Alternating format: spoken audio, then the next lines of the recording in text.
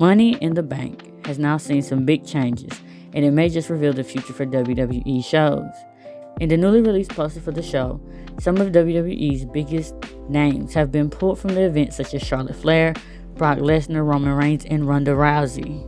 The change in lineup has sent social media into a frenzy, with fans speculating that WWE had to change venues because the tickets are not selling fast enough, and WWE fears that the arena originally slated for the event will have many empty seats. Whether this is true or not, WWE has booked a smaller venue for the event, which will be able to hold 15,000 in comparison to the 45,000 or 60,000 of the original capacity. It's up in the air whether or not Roman Reigns or Brock Lesnar will attend. Roman is slated to face Matt Riddle if he shows up, and Brock Lesnar only agreed to be at the show if it was a large venue. People were originally saying that the show wasn't selling because there wasn't a headliner on the show, or better yet, because there wasn't a big draw on the card.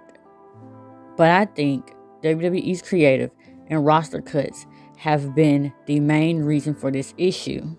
The creative decision to only have one central focus for both shows is limiting the ability for there to be new champions and contenders for the belts. WWE's booking has gotten worse over the last few years. The same matches that get seen on TV are the same matches seen at house shows and even some pay-per-views. WWE has really showed us all there is to be seen with the current main roster performers.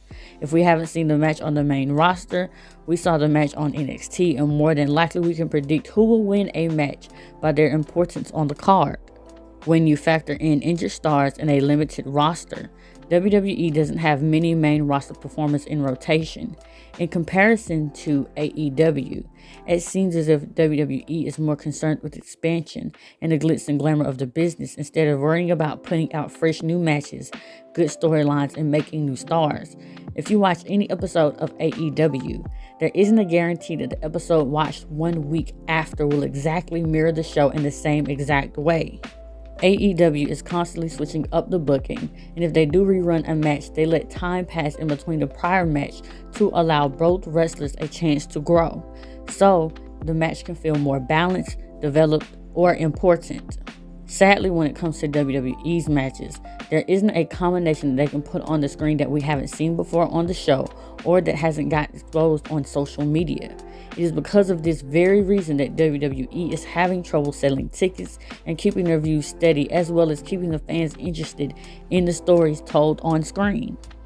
Because of the bad booking and storytelling on the main roster, WWE has basically come out and admitted that their brand split is non-existent.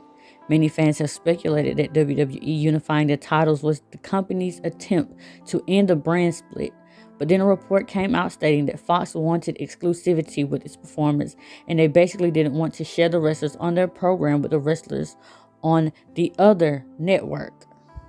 A lot of fans believe that because of the commitments to their investors, stakeholders, and to their distribution partners, that WWE is not really doing what's best for WWE or the WWE universe, but is instead fulfilling its contractual obligations while being suppressed creatively.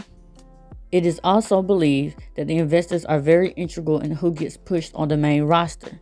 The stories are shaped by the writers of both brands without interest in brand continuity and story development. WWE has done so many budget cuts that its original roster length has been cut in half, and the same performers are constantly on TV. If WWE really wants to keep the fans interested, the booking for the shows needs to be better, the storylines need to improve, and most importantly, things must make sense. This is not the first time that WWE has had issues with ticket sales in the recent months. It's a chance that after this pay-per-view, we could see WWE change its mind or alter its plans on wanting more stadium shows and focus more on small venues to sell out tickets.